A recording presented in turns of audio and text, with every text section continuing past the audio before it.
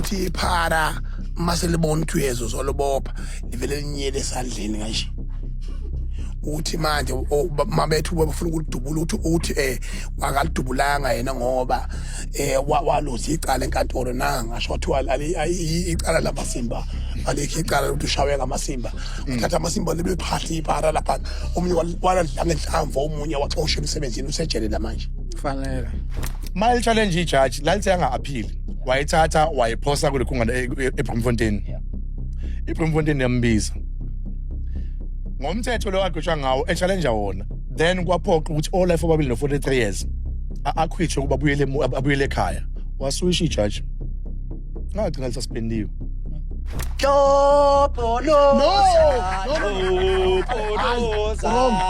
Luyera peya tumera hutlele po mana okay hutlele payela wow sela Noma very from one of them young. Ye cabanga njalo ayikho manake Voka amacingwane sethi was trying to say the Zuma's kids must cry because his father or her was arrested. Kodwa wayengathina. Iyadala ngathi waphikelele njengesiphikelile namhlanje sesizime mthumeni Macingwane. uthi ungizwe njengamanje he got a proof of the thing that what he's trying to say. Ntombela, ngifuna ukuya la. Baba.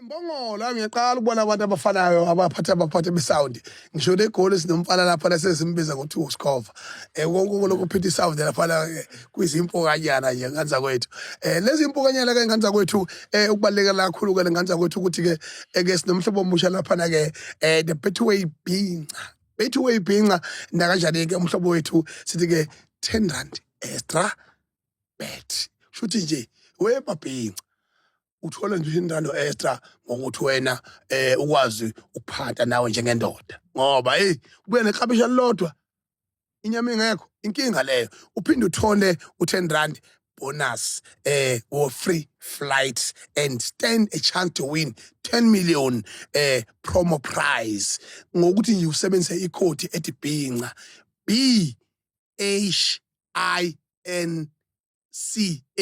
na kanjani ke kubaleke kakhulu ukuthi mawungena lapha na ke uthi sign up and your details and when it's about the code you enter BHINCA and you select the sport that welcome bonus and make your first deposit na kanjani kanza kwethu mabhinqa akasibakhombisa singobani kulula kabi njengoba ngamaphanda thanda ibhola ngithanda impilo ngithanda ukuphucuzeka ngithanda ukuthi kube mnandi phuthume sithi nje uBetway make wathi yebhinqa code niyazi ke nini seniyazi niphande niyele njengoba sikhona ke njengamanje kuyiBhinqa Nation podcast under ke podcast and chill network ke sithi nganza kwethu sesiqalile ke uhlelo lwethu namhlanje baleke kakhulu ke ukuthi nginazise ke sizosandisa eNingizimu Afrika ukuthi olwethu uhlelo lohlelo sihlukile uyangithanda awungithandi uyangizonda awungizondi uyavumela nami awuvumelani nami ngizoloku ngihleli nazo itsaza kethi lezi kumnandi kujulile kuya phambili kodwa you can never divorce us music yonke into eyimpumelelo pheko umhlaba nekwaziyo ukuya phambili is either is educational is either is historic is either is informative is either is guidance about life but what is a major important thing ukuthi you can present all those details and mathematically economically and historic and diversionally and relationship wise and psychologically but you can never divorce everything that a human being can say. You divorce music. Music is a universal language. As we are busy watching the World Cup now, ziyakhala ngapha. Ukuthi ke iWorld Cup ese-America ingozanyana during the term of uDonald Trump ngoba singalindela noma yini lapha ungandiza amamizari nje iWorld Cup isebhizi nje uzokuthiwa ihotel elithize selibhonyiwe lapha lishawe ngemcebisholo wachu boom yabo so ke we are just praying ukuthi kungenzeki lokho ngoba it doesn't matter how much angry you can be in the world but ungayiphazamisi ukuthandaza kwabantu ungaphazamisi ukujabula kwabantu musically ungaphazamisi ukujabula kwabantu ngokwesport which is number one sport in the world, soccer. Soccer is the number one sport in the world. That's why in the sport industry, Cristiano Ronaldo, sebabona benzima ngakweL Cup, kanye no Lionel Messi, nabanye abafana abancane Lemar from Spain, Lemar. Lamil Yamal. Yeah. Ubaba wakhe njalo wale njalo eMorocco. Uyakwazi lokho? Hayi ngiyakwazi cha. Kodwa music ke is part of us. And music is part of praying. And music is part of the journey. Amkhohle uMbappe. Mbappe ukhonza uMbappe wena amkhohle. Uyazi mina kube ngafike ngazala 2001 eFrance. Yeah. Ngabe uMbappe uzalwa yimina. Inkinga lalela ngithi mina Awake wafuna seFrance, awake wenzani eFrance? no ngikhulele kwaShembe mina. Yeah. Ngikhulele kwaShembe and intshumayelo yangena kakhulu ngokuzalwa kwaShembe ngikhulele kwaShembe. Ngangazi ukuthi mhlawumbe ungibathana nolunye uhlanga kuthiwa uNkulunkulu namadlozi ayabaleka. Kanti babebalekela ngikhula kwami sengibona babebalekela lento yokuthi lento yokudilutha izizwe. Ukuthi ukukhululeke nje uhambe utshala imbewu yakho ezweni. Yeah. Uzoba khona ama-South manje. Ahlanganisa South Africa nomama wa South Africa nobaba wase Nigeria bese kuthiwa iSouth Bapi baba South Africa bahlala ingazi khona hlala la eSouth Africa they call South group usisaphi bapi base South Africa South so angithi yabo South Africa Nigeria so South bese befaka uJerry wasegcineni oJerry yabo bese bewufaka ngoba ngcono makuyilo othikizelayo uthiwa uJerry Custard engabe uJerry yalo oshiso oba ayakutshela uSouth so ngoba wansizwa unovalo unovalo ma Ichemuyeka Yolanda isibini unovalo unovalo ma Ichemuyeka unovalo mama ulanda isibini unovalo unovalo Ichemuyeka ulanda isibini unovalo Ichemuyeka iphele amadoda Ichemuyeka Yolanda unovalo unovalo Ichemuyeka ulanda isibini unovalo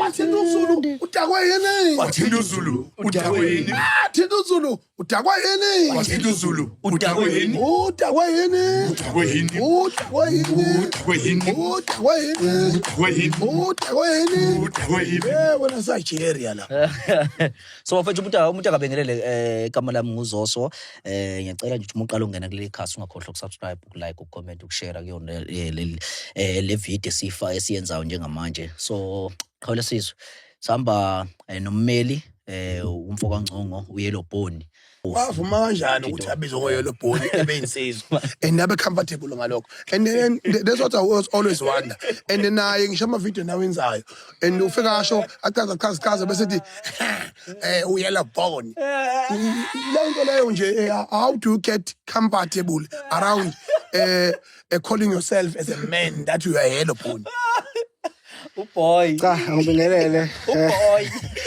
ngibingelele i-podcast uboy sorry mfethu kubingelele ngiyabingelela i-podcast engichili bese ngiba ignore abakhuluma izinto ezingabathinti uma ngabe ngithi ngiyelo phone ngisuke ngingasho komacingwane nabantu besilisa ngisuke ngithi mina ngumuntu ombizi umbuka ngedatha insizwa zimbuka zemjaqeza sike nangu uYellow Bone zithi insizwa nangu yelobhoni ngoba uyazinyanyisa insizwa zimbuka zimjeqeze yezwa into leyo isaphatha Unyanyiso amantombazana bani? amantombazana Thina ngithanda siyakwenyanya. mina ngiyanya vele mina aphikile lokho So bafethu samba noshenge bafethu i-podcast namhlanje asichaze indaba ezithi ukuthi bafethu izoba nje ngejele njengoba ngishilo ngathi ummeli ngale so uzohlaziya indaba nje yejele bafethu njengoba sazi ukuthi ungizwe so uthi bafethu indabeni ezifana namajele kade impunyuka amajele kubuye futhi ngathi kuthiwa futhi ayafaka futhi kubuye so manje ummeli bafethu uFowangcongo uzosichazela bafethu ukuthi mhlawumbe kwenzakalani ngecala lakho uMacingwane mhlawumbe ngase yini mhlawumbe ecosha insipho ngase enze kanjani umfethu ngala uzobe sesichazela ke umfethu ngala ushenga ukuthi ke impilo bafethu ngoba iqhawe langene ejele wahlala ithu ke ngaqhawe lami ngeunrest ya 9 Cha ngibuza umthangano nje lapha uzoso ke cha besifuna experience cha ukuthi wahlala insuku engazi ngiyazi vele ukuthi mhlawumbe akayanga mhlawumbe endaweni insizwa ya 2 weeks and wow ubuya khona la. wawuhlala angithi wawukuphi Ngihlala umesafika futhi engageja uhlala kuphi eqhawe lami usuke waiting trial hlala Stocksini. oh yeah akahlali nabanye abazomcoshisa insipho right Hayi kuya ngokuthi ufakwe endleni nabantu noma mhlambe nawe igama lakhe babengamfaka separate oh angazi yes ngayichazela. yeah cha uzothi wayihlalise nabantu yakutshela vini wayihlalise nabantu yakutshela man. Mina ngithathwe eThekwini. Wawukhona ngangikhona yes mangithathwa lapho ngafakwa ku BM bakhuluma ispeto laba bantu abangithathayo ulime engaloso and ngakho nginyanya nje kuyoboshwe egoli yabona ngoba manje abantu ba negotiate lana into abaqala bangitshena yona ngise emotweni mangingena bengifasile yabona ngijuluka lapha ukuthi ngiyashisa ngikwashela bevula aircon bese bekhuluma bebodwa ngasikhathi isigudlo sabe sibheka ke la ama confirmation ama address yabona and then abayishilo kimi bathe bona bayabona amaphoyisa anormal ba amaphoyisa lawa abulalayo bathi uma kukhona into engiyiplanile noma engiyiplantile along the way of my arrest then the first person that will be killed is me yabona and then kuna ama-ships lahlelana nabo ukushuthi kuyilambele phela abantu nabo nama ukugoloza nje lezi imfene kodwa abantu emveni kwalokho chicken anganginika udadewethu angazange ngidle nje akekho umuntu ongadla esanganelwa uhulumeni ethi uyambopha emveni kwalokho uma ngingena phakathi laphana mase bedla bebodwa into yangisiza engicabanga ukuthi yangisiza ngicabanga kwami thema ngabe bengena emotweni basiqala nje driver sithi masidlula lapha ngithi mina ngiphethwe ukuchama yabo sesiphuma eCR sesinyuka siyeGoli ngithi mina ngiphethwe ukuchama laba bantu bathi ay okay bafuna ukungikhiphela ipipi bakhiphela emotweni cha bazoma emgwaqeni bese wehlisa shawa iconvoy ziwu14 imoto ezishiwa kwaZulu Natal zingiphelezela mina sibheke eGoli and then mangibeza bekhuluma la ngoba babexube nasingisi bathi ngiya high profile case bafuna ukungibambela ipipi bengichamela ngathi mina hayi bafana ngeke likhulu kakhulu bafana ngeke libamba yabo sikithi mina madoda ngeke madoda I don't want to get angry yabo ngoba when I get angry I will make your job easy and I will fight so that you can kill me yabona so because you can't live in a dead shell to prevent death it means you die twice so if people are treating you as if that they are just torturing you so you can go out and heal and say and tell the experience. These people are torturing you and threatening you that when they face the challenge around your arrest, so they will your first time to be killed. So when they say that, because we have no plot, and when the truth comes, you tell the truth as is, and then you have no plot, you just hear the noise ukuthi nawo lawa abantu bathi khona iplot enginayo, and then abatshela nathi mina bafethu hayi ngiyacela bafethu ngiyenzeke ngivume mina ngibambe ipipi ngamanele ngibulale. Yeah. Kwaqhamuka omunye ukhuluma isipetu la ufonela umkakhe lento ekhulunywa lele kulamazwe lawa lawa anyanyisayo utsendelwa umkakhe uthi umkakhe, what is happening with you? I see you are trending on Twitter. Mind you, I don't have a phone, I don't have anything, I don't even have a Twitter, even today. Yeah, he's alone. Usuka lapha ngibuka lo muntu ukuthi kanti ubani lo kuthunya impungushe nje azazi olezolanda uNkulunkulu wazo wakusasa, the next president of this country. Nkosi sikelela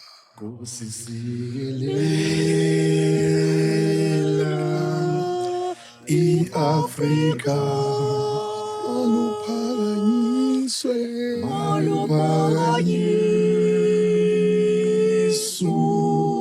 phondo lwayo yizwa imithandazo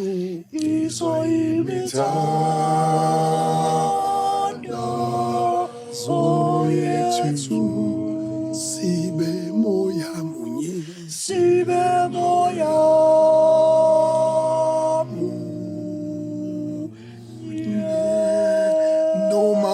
noma sekunzima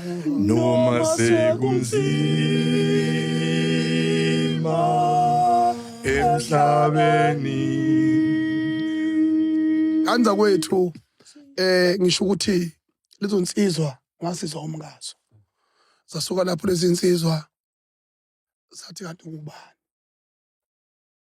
ayi kwayimasiqaqa ama-handcraft zawaphendula zawafaka phambili, ngakwazi ukuyibambela nami ipipi lami ngiyichamele.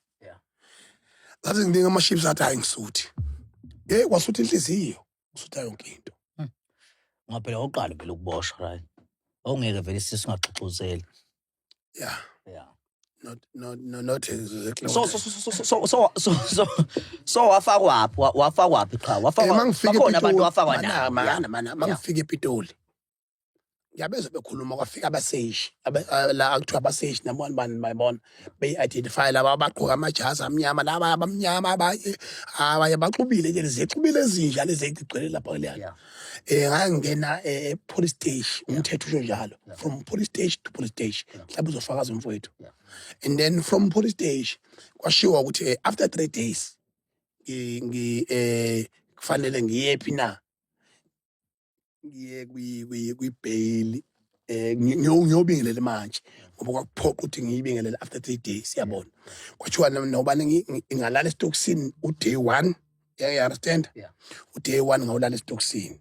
Kwase kuthiwa-ke uday 2 after ulokhujana uday 1 no day 2 ngase ngiyobingelela manje. Mangibuza ubingelela manje sikufanele manje makuthiwa ibail yami iyapostpone for 7 days. Yayizwa lonto. And then kwasethiwa no mangibuya lapha kwathiwa no umthetho ngisaqualify ukuhlala esitokisini sekufanele ngiye ejele, and ijele lapha ePitoli eHosmompuru. Aye baplaneka ngithi manje awona unasay wena uyisinkwa nje, kodwa la ngangena khona oqala lo 2 days engawulala lapha ePitoli khona abantu abafakwa lapha ngifika nje uqala nje ukhona uphaqwasa la unjengalowo yana angazi wawusala kwenze njani lo phaqa kumbunungu nje ejele nje ijele nje ubulungu nje, yabo. And then especially stories is better more yabo. So manje mawunegotiate kwafika insizwa eyiphoyisa eyakubuthelezi lensizwa ithi hey sibali wami ngiyakwazi wena mina ngibonile indabeni izongixoxela ngeindaba mina engayibonanga. Yaxoxa ngithi mina imfowethu lapha ingeke ngilele kabi lapha, ithi ayinayo ichance yokuthi ngangisiza kodwa izoxoxa nabo ukuthi ngcono ngithole exclusive, yabo. ayike ipilo konjani ukuthi mina ngeke ngilalela abantu mina ngizohlala kuze kuse lapha yini kwesibili la umuntu mayongibhedela mina yonke le ngenginawo lena mina ngiqhumisizwa ngalentamo nje yabo mina ngishawa ke ngiyabulawa mina nganginawo umuntu I'm sorry I don't surrender in the war yabo you rather kill me and boast about me dead kodwa defeated indlamba washa maswati and into eyenzakalayo ke lapho ke ngase ngiyathathwa ke ngasiwa on my way to Hosimburu yayizwa lonto and then Hosimburu ngafika kodwa ngilalanga khona phela remember ukuthi that was a time of COVID and Hosimburu some normal prisoners like myself I should have been sent in a normal prisoner cell to wait for 7 days and mangifika Hosimburu kwenzeka isimanga ngifika already receiving sengiyaziwa ngiyangena amaphoyisa angilethile yazi khona iphoyisa angazi umfoka abana ngifuna umusho luyamfo yazi bathi bengilandile baqhawa private ama-private aqhawa private ngangigibele i-GTI futhi yes and ma bengehlisa ngiphuma ekonyaneni washinto eyodwa wathi Macingwane icela wazi ukuthi thina silandile siboshwa la ngambuka ngamuthi angithi mina ngifaswe kanje uthi asilandile siboshwa la silanda iqhawe amaphoyisa aphula umthetho adlula ngithengela kule queue le imoto ezu4 angena adlula athenga egarage athi umfomaqona singakuthengelana angehlanga mina uba ngisiboshwe eBP garage babathenga angazi umphula umthetho nokuzochaza umfowethu ngoba phela ngehlanga mina nginjani wona adlula nami lapho bayisithenga amasemishi yabona athenga amasemishi lawa lokhushana Masnacking. yes ngoba ngangaze ngidle hlobo yabo kodwa ngoba bafethu babengikhulupisa kahle lapha inhliziyo yathi ukuthamba kancane ngadla le usandwich le dayisa ebegarage and then ethi bona asilandile isiboshwa la silande iqhawe and then ngafika khona mangifika mase kuthiwa la kwi reception lese kuthiwa sekufanele mina ngitransfer mina ngiyongena la kuhlele khona ezinye iboshwa kwanyakaza ijele lonke uyangithi ngithini sekuzwakele ukopho seliputshukile ukuthi ngikhona mina la yayizwa lonto phela ojele laba amaphoyisa ojele neziboshwa zinayo information sekuyaziwa ukuthi mina ngiyeza la utshela ukuthi mina ngala no12 ebusuku lapho ngayo kwathiwa ngeke ngitoke la angiyotoka eJohn Foster angizange ngilale elokhojaneni eHosimburu kodwa akafanele mina ngiye eHosimburu kodwa ngizange ngilale lapho ngakathiwa ngacelelwa i-special permit yokuthi bacela ukuthi ngiyotoka eJohn Foster yini bajabulela ukuthi ugwayi wena uma ucabanga ukuthi awunawo ugwayi shuthi uzana ugwayi omningi uma ucabanga babejabulelana wathi akeze ngapha lo uza ne20 okuzungizwe uthi uyena pho kubeka mfethu wathi wayeke ngaJohn Foster ngahlala eJohn Foster mina mfethu la ngafica khona abantu bebenyanyisa ukubhubha futhi aseyibonto nje yana nakhona eJohn Foster isitokisi uyafika lapha la ngangiqala mina ukuthi ngifica i-tweet iphoyisa le off ngithiwa yini labuya lathi ngizwile ukuthi khona la befika kwiseli bebingelela basho wacima beshintsha ama-shift amaphoyisa malaphana ngizokuthiwa khona iphoyisa ngabe lingenelela le off kuthiwa ulithi iphoyisa kunomkhaya wakho njalo lapha kunomkhaya wakho lapha akekho off ngithi mina inkinga yini office yini ngangazi mina ukuthi yabona bafethu le mpesilwa nayo manje le yama foreigner hayi bafana enzima kakhulu ngayifica la ngalesa sikhathi uyafika umkhaya uthi kade eyogeza engithi mhlawumbe beshonela ukuthi bayogeza ngenyongo imbuzi ekhaya enkani emakhaya uthi iboshwa njalo amaphara abegangile behambe ubopha amaphara alwa ngamasimba uthi iphara mase libona ukuthi uyezo zolobopha livele linyele esandleni kanje uthi manje mabethu bafuna ukudubula uthi akalidubulanga yena ngoba waluza icala enkantolo nanga ngasho kuthiwa icala lamasimba alikho icala ukuthi ushaweka amasimba uthatha amasimba lebe phahla ibhara lapha omunye waladla ngenhlamvu omunye waxosha emsebenzini usejele lamanje kufanele kuthiwa dangerous ngana amasimba mina information ngiyithola ejele kulo 14 days engihlalile yabona lo 14 days engihlalile le experience ngiyitholile mina iyangisabisa amaphara kuthiwa livele lithi athi amaphoyisa eza abese bamba amasimba ngesandla iphahla manje umanako how do you respond with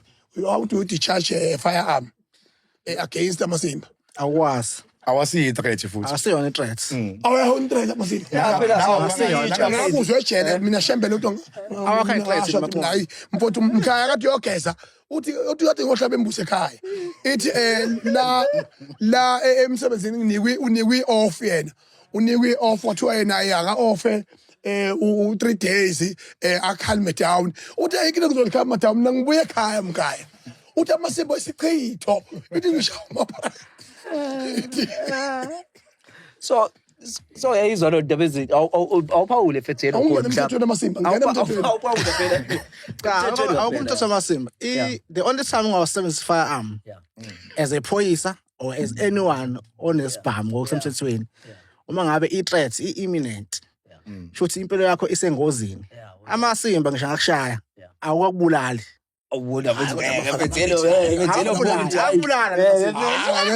asimthathele liswe phakathi abantaba phakathi umthakathi asimthathele liswe sufake umthetho wamasimba ukuthi uyaqualify ukuthi umuntu adubule enye into okay angibingele nami la kuyi podcast sibhinca nation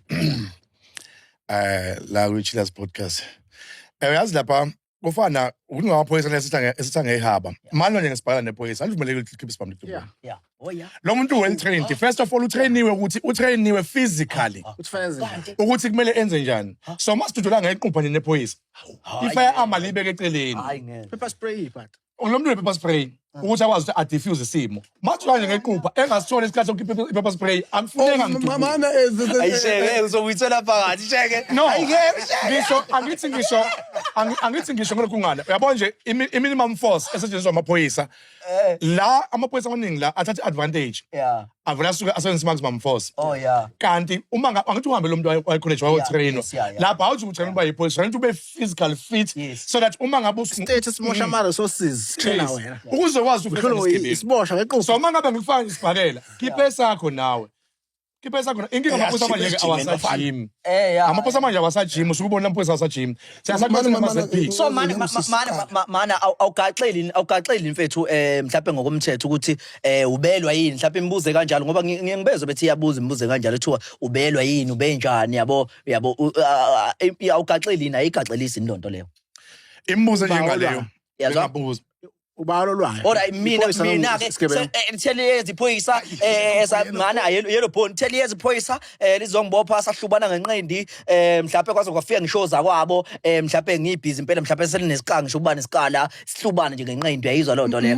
so ngakaxeli kakhulu uyakaxela the firearm yabona lapho ke impilo yakhe iserisk nawo abantu abashonile bekinywa but ayikho umuntu oshona ngeqhubha ikhona ke case lapho umuntu washona eshawa ngempama hayi cha lutho hayi lo wayidiyaselela vele nenkantolo yasho vele bebebula ukunceda ngoba abafuna ukuthi asekho athi nje akwazi ukujulujuluka yiso kwana akwazi but shenge ayona ighost lento icala kulomuntu okulwisayo eziphoyisa eziphoyisa wena mana ke awukho umthetho ukuthi wena uhlasela istate uhlasela istate yes yabo i-police officer once you show the resist mhlawumbe ngaba nalo kuthiwa i-minimum force lokushona lokhu kuthiwa ispray nani yabo lokhu ukuthi mhlawumbe ugoloze ume nje insizwe uqimbe nje insizwe yakwenu uthi woza phela no uyiphoyisa awulona ijudge awulona prosecutor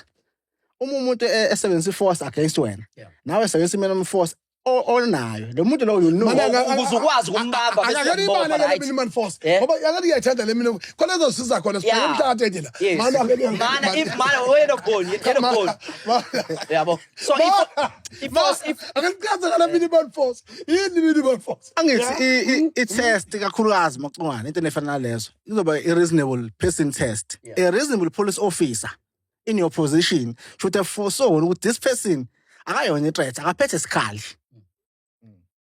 A reasonable police officer, not a reasonable Zoso, not a reasonable anyone. A reasonable police officer, a person who's trained kwenza lento le. Fana eforesee ukuthi i-possibility ukuthi impilo yami ngabe at risk if lo muntu lo elwa against mina ingakanani. If ubona ukuthi okay yazini uyangihlula mhlamba ama-resources awunawo angeke ukuthatha isibhamu noma ne-backup awunayo. baleka yeah Uphoyisa libaleke. hle kwenza kanini Yeah, kuvumelekile ukuthi iphoyisa libaleke. yeah Yeah. Angithi yazi Macingwane iproblem sihlushwe umuntu othile uminister othile uke waphatha amaphoyisa ngicela igama lakhe Futhi ngikhila ngamusho yeah lo muntu wenze amaphoyisa ukuthi agcina enza into ewrong maningi amacala enziwe uSAPS Yeah. kodwa akhava under lo muntu lona kuseyi yakhe lokunja Yeah. ephethe amaphoyisa yena faka ububi bakhe emaphoyiseni ethi amaphoyisa wadubule and stuff Macingwane nangumuntu uphethe TV yakho kini emzini wakho unaso isibhamu esemthethweni ikhe yakhe esemthethweni I'm assuming uyabaleka ngeke uzumdubule as much as ayiphethe into yakho ozoyisebenzisa oyidingayo ngeke wazi umdubule ubheke le akayona i-threat kuwena lindo umngane womthetho imbambe lo muntu lo yeah Mayingekho ngalomthetho. izoba khona phela mase uyifonelile Kakuthi ngiyafuna sibuyele kuleli phuzu lokubaleka kwephoyisa bana Yeah. phansi bakwetheshani angithi lento yokuzivikela it's not about ukuthi udonsa isibhamu udubule self lento defense ye self defense uma kusase nespace phela yeah as long as space Awuyibeka kahle. Sibeke kahle. Awushiye uyibeke kahle kuphela. Ayishela. awufanele lokho hayi uyabona ngale kubaleka ngiyivuma ngoba nomkhonazi ngeke ayivume thatha ikhava Macingwane umkhonazi uyabona inkosi uyabona Macingwane ngicela ukuza kule Shoshen. yeah Shoshen. okay uyazi Macingwane ukuthi kuqale bekunamaphoyisa namanje asekhona Yeah. uma ugoloza nje ukhipha isibhamu asinikeza uzakwabo Yeah. afinqe akushaye nje ngeqhubha noma nishane ngeqhubha Yo. manje amaphoyisa manje awasajimi most amaphoyisa aqali ebenza weightlifting ivumelekile leyo ayivumelekile ayivumeleki kodwa uma ugoloza wena athi nakho bakuthengela isinkwa akukhweshinanga lokho wakubhenefisa wena iningi into ezingavumelekile ezintwana angithi ukuze egcine afika ndawe kuyikona qiniswa lonke uqaqanisa amafuthu lapha Yeah. ingoba uyakubona ukuthi uyalwa wena Yeah. so ufuna ukusebenza ufuna ukuthi le minimum force akuvumelekile esisho ukuthi mina ngilambile mina lo ngisuke iyona minimum force leyo ukuthi azokwazi akubambe akuphine down akufase Yes, akufasi, yeah. hayi ukuthi akufrise ngesibhamu Yeah. ngoba sekuyi point of death Yeah. usiyawazi bo people bengenzeli lutho bona ngidonsa isibhamu la ngikhomba ngesibhamu yabona lisenzo recover nathi hayi bengifuna umbophe goloza hlale shona njalo kwamaphoyisa alikile kathi limkhomba esibhamu lithi ubengala lithi hayi ubelwa yabo Yeah. kwazi kuyi point of death leyo kodwa nje iphoyisa uthe ubudi a reasonable police officer Yeah. uyakwenza sure ukuthi uyakubona usiyi threat Yeah. aqonde ngqo if ukuthi ufit for ukuthi engakuthinta Yeah. ningathintana nje mawuthi wena uyalwa kodwa ukuthi umuntu kahle hle befuna ibackup ukuthi nginenkinga ngibopha umuntu la umuntu uyangilwisa uyabona ngakudubula ngenzansi Uyabona ifuthi ngampela uyi-threat ngale ndlela akudashi nje ukuthi Ya, ma uyithenga leyo ndlela. oh mana threat lobu nikuhlonisa ukuthi manginamandla okudlula iphoyisa mhlawumbe uphethe ucelemba ziyalo izizona mhlawumbe uphethe ucelemba Macingwane uyabona hayi ngeke umcelemba ayikhale khale hayi ekhanda intention intention yakho yini Macingwane intention must be to stop this person is not to kill Not to kill. it's to arrest this person umenza phela ngelomthetho kubala isiboshwa sikhuluma into efana nommeli hey man hey no phela angithi Macingwane uhlala ejele ugcine usu understanda Yeah. ezinye ijobelo zomthetho Yeah. ngathi iqephu neqephu zomthetho understand man la kwathi Jozi indaba encane nje Yeah. ijudge la khona elaligwebe omunye umfo wangapha eSouthern Cape limgwebe ngorong Yeah. lo mfo wafika ngaphakathi wenza law wasebheka lo yamthetha agwetsha ngawo wali challenge ijudge ngawo ukuthi ngagwetsha ojujuba fike kumina I think it was around 2012 eSun City. I think they can attest kule nto lengishoyo.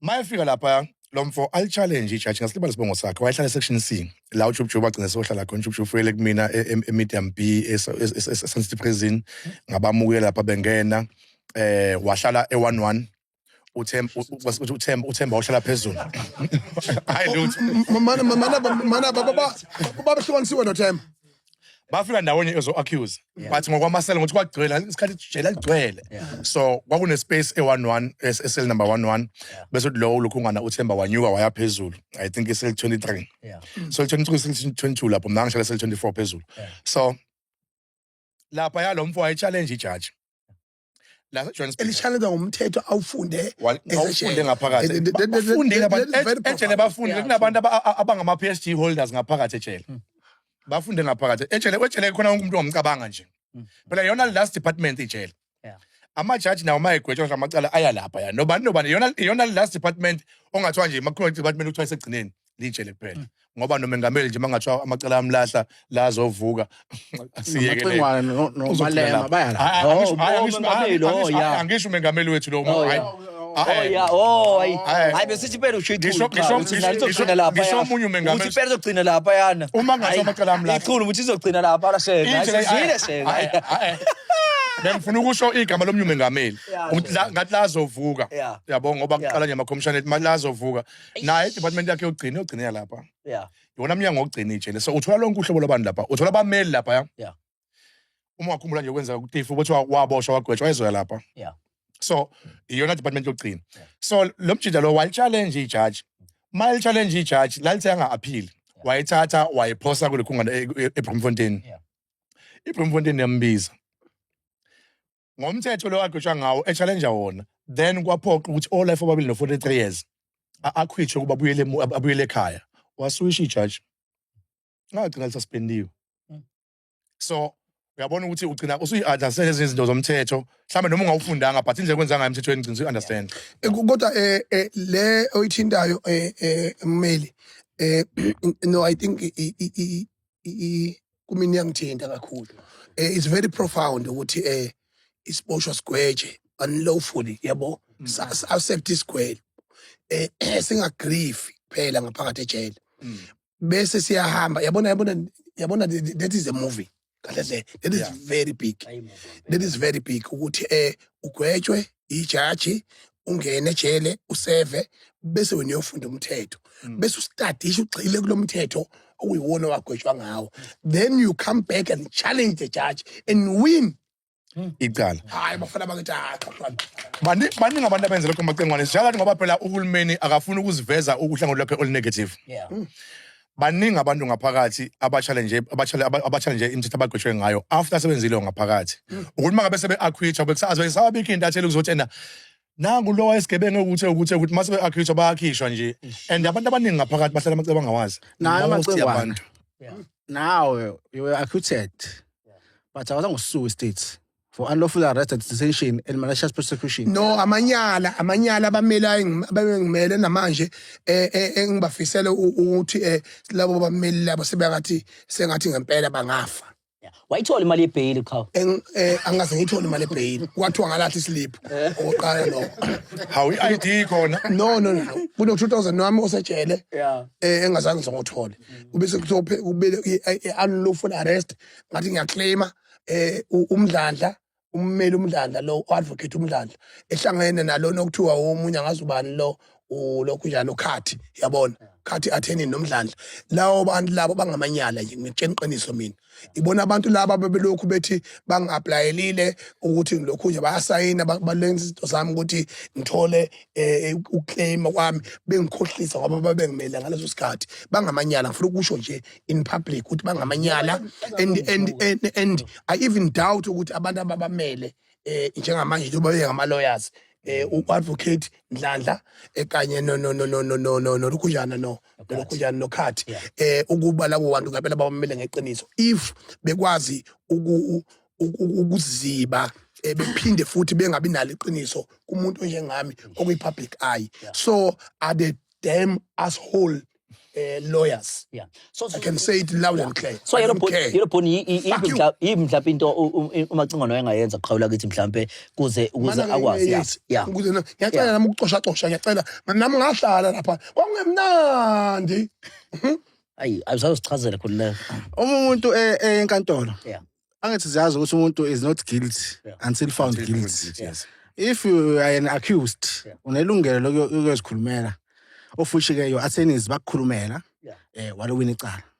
Even though prosecutor can blame on that matter. Wasenzela phansi state. Walowina icala waba acquitted. Akufanele abasuwe state. Within 6 months kafanele bafaka section 3. Uthi ke states sizokusuwa after 30 days. For unlawful arrest. Bathi bakwenzile kimi. I think mina fanele ngisuye bona. Bathi bakwenzile bangibiza benza ama report bangibizela lapha na kunama officer lapha na ngase Kings Park Soccer Stadium. Oh ngale stage stadium lesethuza nokwase SABC. Yes, lesi cricket. Yes. Ama officer akhalapho ulokhu njalo ubaba uMdladla. And then yonke lonto leyo bayenza emveni kwalokho kusukela namhlanje kuze kube manje akaze libaba ucingo lami yabona and manje lezo zinto lezo njengoba sikhuluma and it's very personal to me these things ngoba izinto lezi uyabona ukuthemba ummeli uthemba uhambe naye ibanga ummeli uyakujikela endleleni kumanje sineyinkinga zabantu abathemba abameli badla imali zabo ze-Road Extend Fund badla imali zabo ke babajika bafa abazali imali za mayisefile umzali imali zathiwa zangena kummeli mayisengene kummeli leyo mali leyo ama beneficiaries alowo mzali awusatholi lutho uthola ukuthi ummeli usegadile ukuthi vele lo mama wayezazi uphakana lutho yena uyangizwa mfowethu wayezazi ukuthi lo mama akana lutho yena alikhifa azolishiya ngaphandle kwempilo yakhe kanti akazi ugenqika nemoto bese claim in the process of claiming is about to be achieved iclaim yakhe then lo mmeli umama bese yafa mabe ama benefit esebuyela funa buyele emndenini bese idla yonke lo mali. So we got criminal lawyers in South Africa. I must declare that we got criminal lawyers, people who make us fear a rule of law and laws instead of make us understand laws. Yeah. So usengakwazi qhawula kithi. Angasawazi uphelele 3 years. Ya prescribe into le. Once uphele 3 years i-prescribe bill because unethuba enough. Kodwa ke babengakwazi ngokungikhohlisa. Yeah, for professional negligence singaclaim bona. Ngicela ungisize mfowethu uyabona noma izohlula bafana kodwa kulungile ngicela ungisizeke kuthini ngeke le ayihamba kanjalo thina sebamela sivumelekile ukusuwana sisodwa you must start kwelo society will advise you investigate matter kodwa imdanti yabona umhlaba ke ubulawa imdanti no especially abantu engibaziyo yabo babone bazobona ngathi banenxa nyanga fanele lo society investigate matter if both bona bawufaka section 3 abawuveza phela. Because I got the record, I've been phoning this guy more than 10 times. Yeah. And whomever that is standing on right now. But I'm false advocates. I'm false advocates. Advocates are ahlangene namameli. Advocates unikezwe instruction ummeli. No, ukhahlanga noba mina ngangihlangana ngangikhulumana naye uMdladla.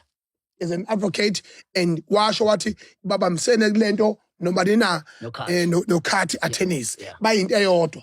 We got history, we got record, we got videos, we got everything.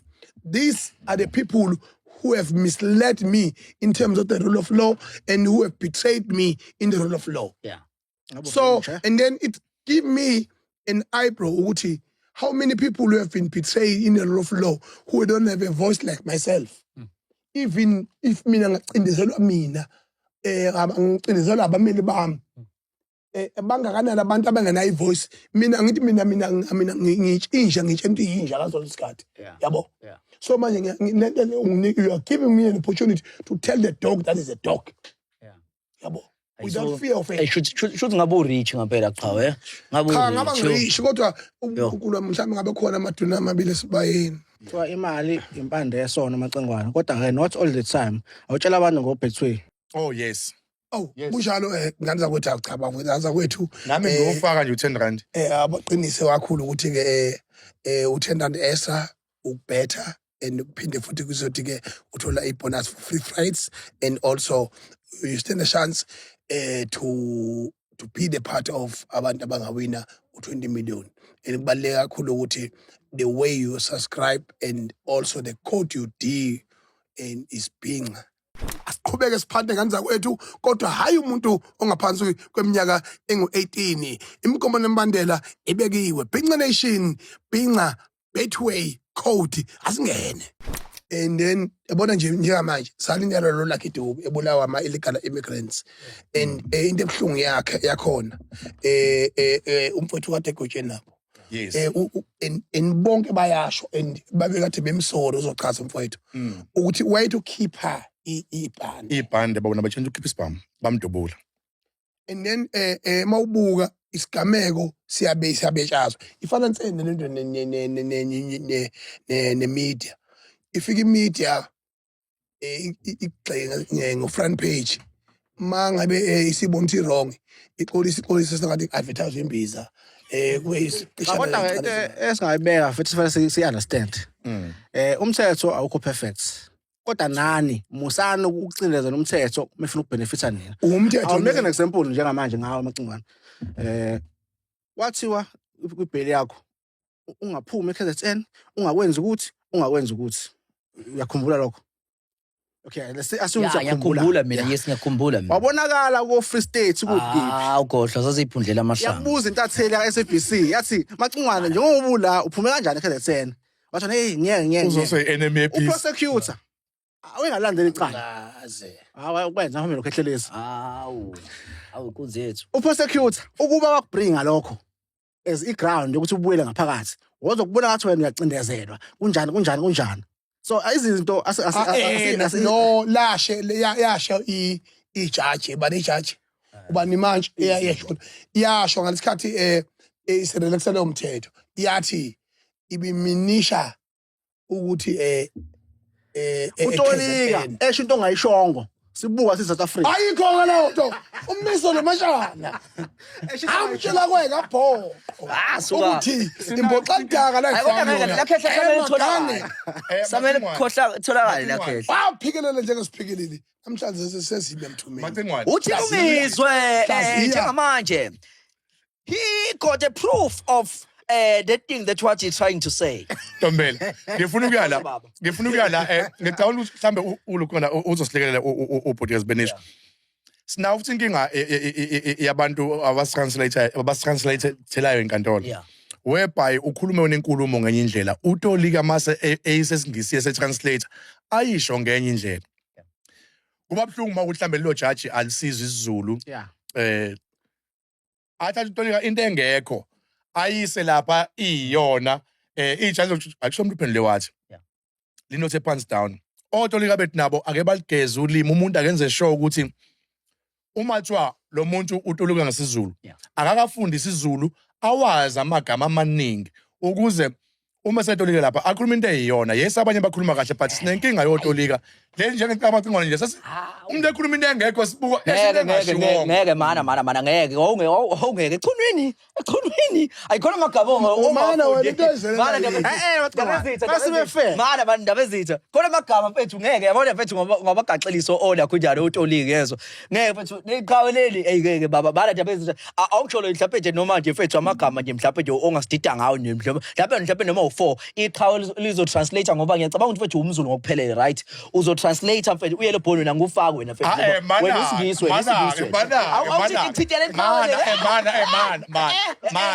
alright mina bengikhulumela angingangisuntolika mana Zoso mina ngiyena utolika mina bengikhuluma sathi ngilotolika umuntu osuke kuthiwa utolika isiZulu usuke ethi umeje ngasi isiZulu yabona manje ethi engasi translator asithathe isingisi Kamana zoso akutoleka nangu yelo bhono ngoba yelo no akazidutho lo wazi lo kuphela lo bese ya translate na nga translate elo na akatolikeke kodwa ngeke atolike na uzosho mina online akatolike uzoso njengamanje uzoso njengamanje uyaqaqeza kuloko alright hambisa yelo bhoni ke qhawe one line one line kwathi usempondo zankomo zase sikhasela ezakadala wane thema zimcaphuna oyiphusa kubusa lika baba ilapho engabona khona ukuthi asemkhalela amasongo kaSikhanyele Kwakusekuseni ngovivi afika amaphoyisa asamcaphuna yebo baba Zosuzana. Ya uhamba naye kodwa manje usukhinyekile. cha wayithatha indodana No man, Awuthi indodana. Zosa ngithi usalandela umkhosi kanaye. Yakho. kulelizwe lobaba mkhulu sidlale ingcanga sidlale imalasi ukuba ingaxhomondela izenze inkosana yalelizwe iyogcina ngakho uxaza amafini angeke sidlale inja lekhaya izenza inkosana ucabanga ukuthi ngazenzela bese iyogcina ngani siyogcina ngazi ngamafinyela kanjani Lokho amafilimu vela isizwe sobala. uxaza amakhofu Isizwe sobala ke leso. inkinga nina mekuhlanganisele ngicabanga ukuthi kuthatha word by word ngibamba umongo wenkulumo Umongo wenkulumo. hayi Sezingisize Umongo wenkulumo chaza yonke ngibophisana awukwazi ngeke yabo njengamanje amafinyila wena njengamanje amafinyila yabo amafinyila azongenaphi ukwazile nje uyogcina ngokuchaza amafinyila uyogcina ngokuchaza amafinyila amafinyila saziba amafinyila amakhovu uthena ahlala amafinyila interpreter ilento adisho umongo igist ikhona Yabona baba, yazi umuntu osokuthi meche ngezulu zosa ngifuna ukukhuluma lo tolika mfethu. Lapha lo muntu mfethu usothi well tested ngezulu.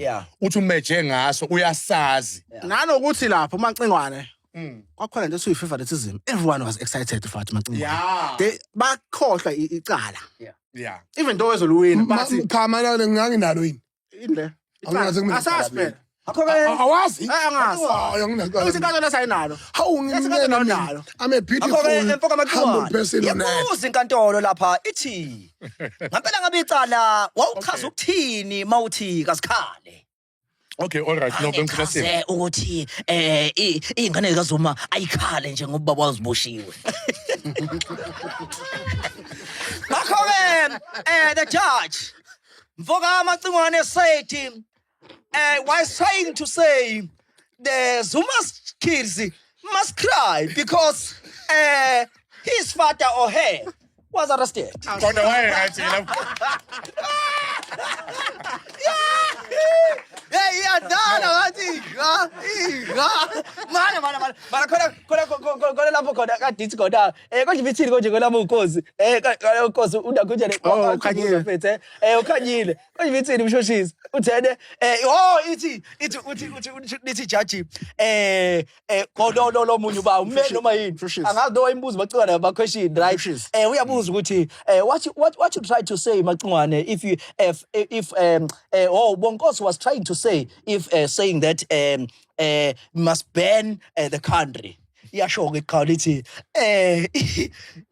wayethi ukuthi lento kayichaza ngezinto eziningi so mina ngokwami wayethi ufoka Khanyile abantomazane wonke ayashisa awashisa emhlabeni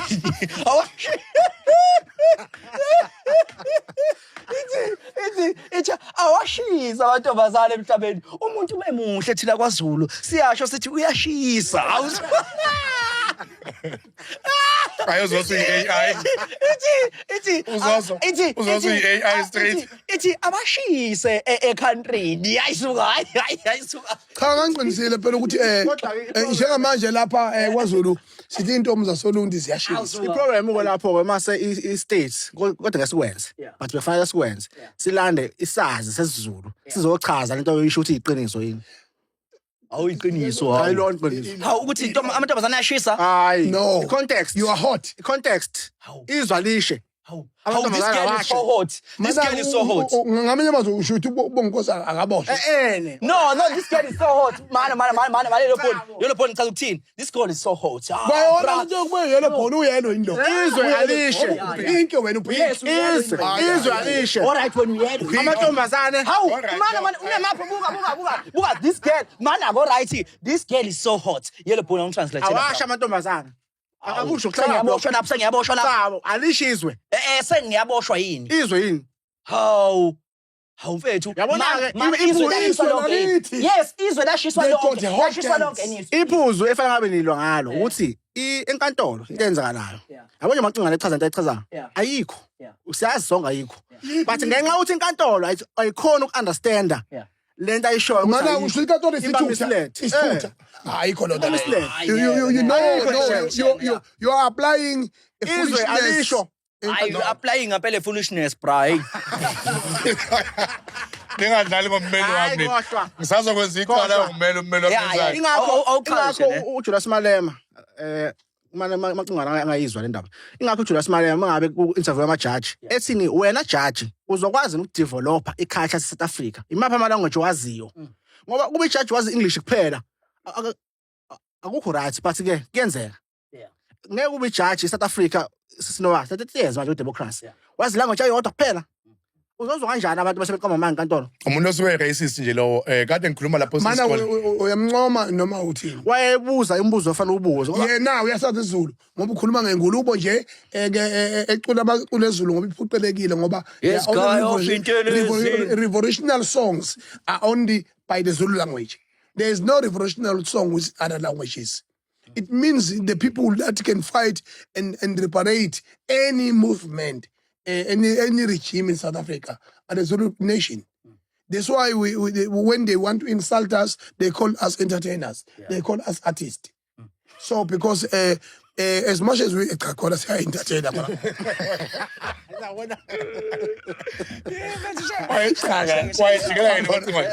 No, makunga bengifuna ngukuyala. ngiyahlangana sometimes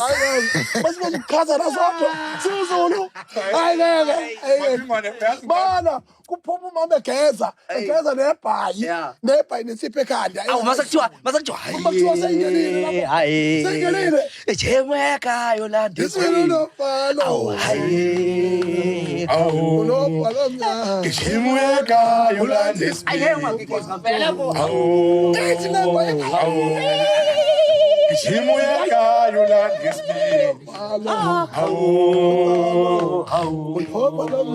Shimweka Yolanda Smith. Unofalo. Ejemu yakayo Yolanda Smith. Shimweka Yolanda Smith. Abavume ukuze canali simukele ngoba inkinga bona bavuma sakusenza ithuthu Yeah. kodwa bebesidle emakhoneni babengena bethi amandla babengena bethi power. niyabesaba na Yeah. uyizulu Asibesabi siyafuna. I think mina machingwane. sholo Sholo. isizulu Ayoda fundara khundebe. umasho Hayi boy. sholoza Chopiloza. Hayi Barenda chapayo ikodayo. Usefuna incwadi yakhe ayikho Ute ya kodeya. Ureze boya. Mela. No, don't follow the rhythm. Don't follow the sound. No, Yes. create your own sound and your own rhythm in your own language. No, I'm trying to tell you No, that. never. No, Okay, no, manaki. no, yeah. Iqale ngendlela yakho, be creative Oh, by yeah. your own song language, Alright. in your own Pedi language, in your own Sotho language. Topoloza. Tuyera peya, tumera hutlele po. Manaki, okay. Hutlele paella, hutlele paella. Tonomosela, Hey, cabanga njalo ayikho Manaki. Why do you steal our instrumental sound? Yeah. Ngoba thina sithi when I come with a different sound and then with your language. I know ukuthi kwakuyindaba ebhlungu leyo ithinta yabafowethu laba ngithi mina babelimazulu khona ubhuti lakhe eDobo. Kwangekho lula ukumukela and abahlalanga kahle ejeni. Because everyone wayenza sure ukuthi ufuna bakufile. Vele ke Okay, mana kuselapha kwethu. Awuqale kanje. Ngibona ke Dube was a world icon. Ebulawa abantu ngalendlela ababulala ngayo. Yeah. Thanks to the subs ekuthenini bagcina labantu beboshiwe. Yeah. And then ngicela uchaza nje ke lapho bese ukuthi uyithinta ne-feeling yokuthi kufa umuntu omkhulu onjengo Lucky Dube o DJ Waras o Senzo Meyiwa o AKA yabona uchaza i-feeling yokumukeleka kwesiboshwa esisuke senze umkhuba olimaza ngisho abantu abasuke beboshiwe. Yabona Macingwane iboshwa inawo nembeza ngaphakathi and uma kungathiwa nje kufika umuntu othiwa ulimaze mhlawumbe umuntu omkhakhe ngakhe singamacinga mhlawumbe kuthiwa ulimaze wena umuntu hayo isuthi nje ngaphakathi engena nje itoksini iboshwa mase izwile uthi uye ayizokusuthisa induku awuzoyisuthi induku futhi nasejele usugwetshiwe ikwazi isiboshwa singaphakama ngasiphakama nje ngawo ukuthi sifuna ukushaya isiboshwa ukuthi wasashaya ungizwe yinto ekhole ngaphakathi kubantu egazini kodwa ngifuna ukuya la ekutheni umndeni wakwaDube ngathi ungaqhubeka lokuthobeka nje uthobeka amanxeba because ukufa komuntu into engapheli engathi ungaqhubeka ukuthobeka amanxeba nengane le ngemuva ayihamba nayo uBlucky Dube I think Nonkululeko I'm not quite sure ngegama lakhe ngathi Nonkululeko lapho nje intombazane ngathi naye aqhubeka nje ithobeka ngoba ngicabanga ukuthi trauma leya alikho psychologist engasusa into emqondweni wakho ukuthi wabona kubulawa babo wakho into engeke izisukele emqondweni ungisho ungathiwa ujabule kanjani ungaphuza ama-champion adula amathiwa ayaphuzwa but lesithombe ngeke ayikho into engasi-eraser isithombe sokuthi ingane yabona bulawa ubaba wayo noma ubani wakubo akekho umuntu ongasi-eraser into ehlala nayo ukhohlwa imizuzwana but isithombe sosingaphakathi hamba mesivuko abafowethu labaya well bangena etoksini ngendlela abangena ngayo mina ngibathole sebebuye eMangawonke khona eJoseph Free State kuthiwa eMangawonke la kwaxa khona Thabo Bester bebe sibuye lapho-ke Ifweqe. Noma ngabe kuthiwa waphuma uyabona noma kuthiwa waphuma ngayiphi indlela just because wena wawubekwe lapha ya wangaphuma ngendlela eright it's an escape If kunjalo. but the guy was caught emndeneni waselugwaneni eligwaye weqa lo muntu lo Cha weqa. Mana bambuyisela ngaphakathi ejele noma ngabe kuthiwa wayebribe bani ethenge ini Ananas Mathe kwathiwa uphume lapha eHosmampuru kusey Pretoria Cimex kwathiwa wayigcoba uva sena waphuma kanjwa nje amanga yabona insimbi yejele ngeke ulifake khona igcina la ngabe isystem manje Gcina upsheng. Yeah.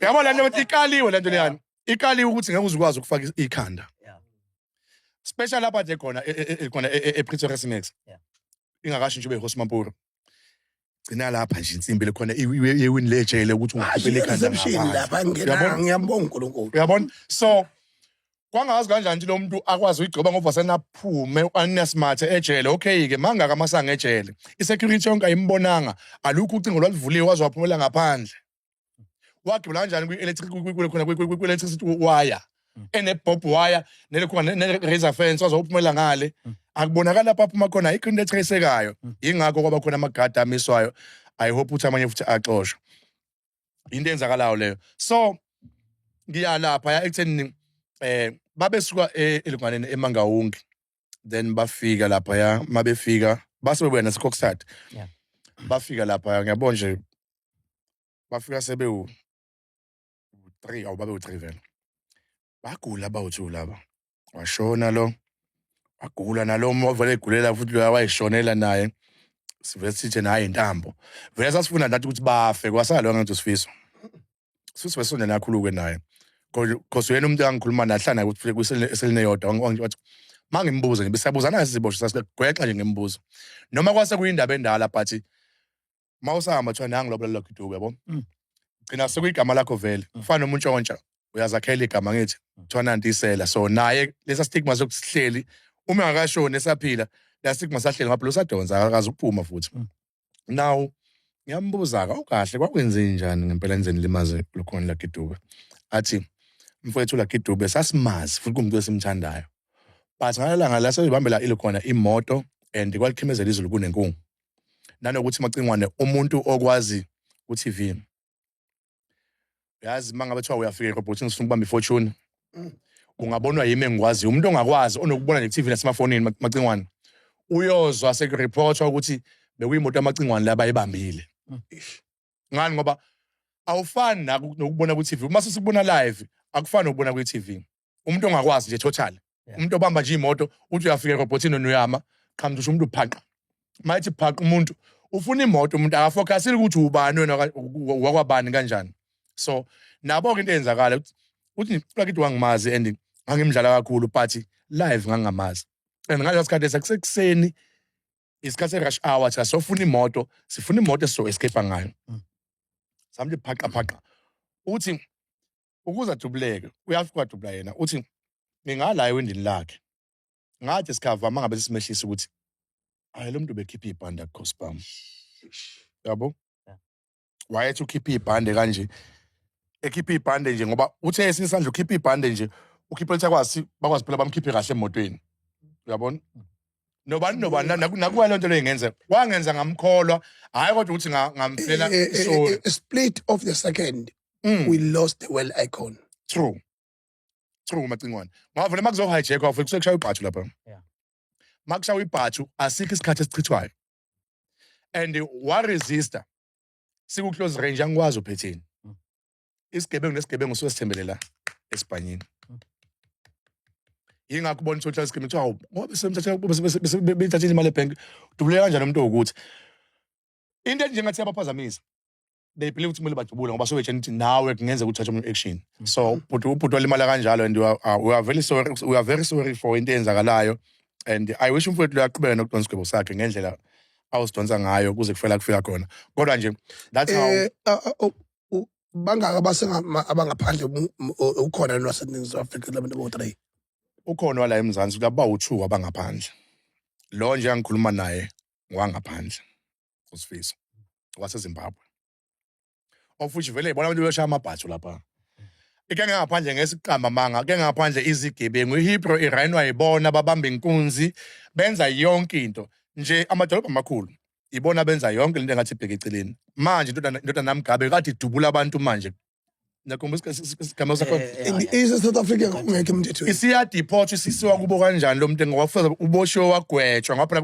uyabona ubusula umawula futhi kuzwana ecala bekumele umuntu aboshwa gwetshwe then bese kuyimake a deport eseqedile usigwebo sakhe ke siyelindela lapha efike elindela bese bemthatha sebemsanga kuwo kanjalo yabo nje lo wabulalo aka befana ahlale eswazini aboshole khona mase qedile bamlethe la wabulalo aka balanda eswazini ngebhanoyi ubeboshiwe eSwazini cha befana bambophe eswazini ya eSwazini bekumele bambopha la khona agweba qede bese abuyeza ngala manake ngaleso akuswena khona babuye kanjani bo akuyena cha ngibuza ukuthi befana kube njalo yini no angisho ukuthi bekufanele kube kanjalo ngithi mina uma ngabe necala angithi uphuma ngani uphuma ngebail aphuma ngebail lipheli licala bamdeport mfana Mgaba phela angicala wafanda githi wenza ini isivumelwano iplea waplida kwaba khona settlement wakhokha isizumbulu semali wahamba okusho ukuthi bamkhokhisa ifine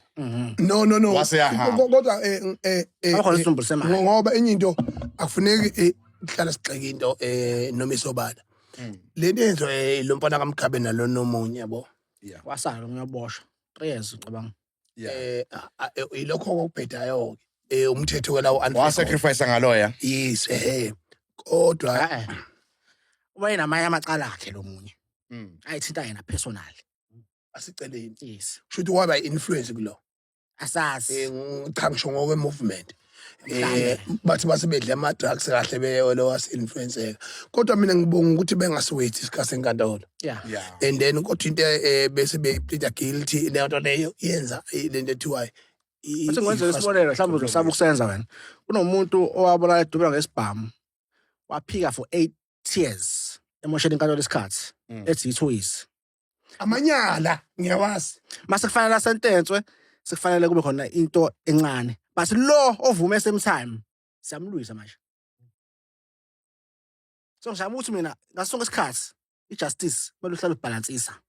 ya ngiyakubona lokho kodwa ngeke ngithi abanye abantu abayenza amacala ukuthi ngiyaqala lo amgabe bamnikeza kanjani ifine mina ngeke ngathanda bathola ifine futhi umuntu uyadonsa athi mayedonsa cha bese into engwarishi ngayo ileyo ukuthi uba kanjani umfana kamongameli wezwe aliphathe for more than 30 years ebese South Africa in a neighbor country illegally leyo nto iyodwa nje ikhombisa ukuthi iSouth Africa is how much it does not care about ama border arrangements nemithetho ya home affairs kanye nabantu bayo abanendaba kumanje vele balwa nathi kodwa ngifuna sibuye kule kumanje vele balwa nathi usho umuntu wasehome affairs athi labantu asibayeke labantu wasehome affairs abasebenza ngeke uzibabone bejaha laba bantu kusuke kuyileyo incident nakho bebizwe yithina so nje iyona yonke nonsense abayenzayo but ngifuna ukuyala ukuthi what my challenge ungayi-understanda ngayibona ukuthi umeyisho yayingenzeka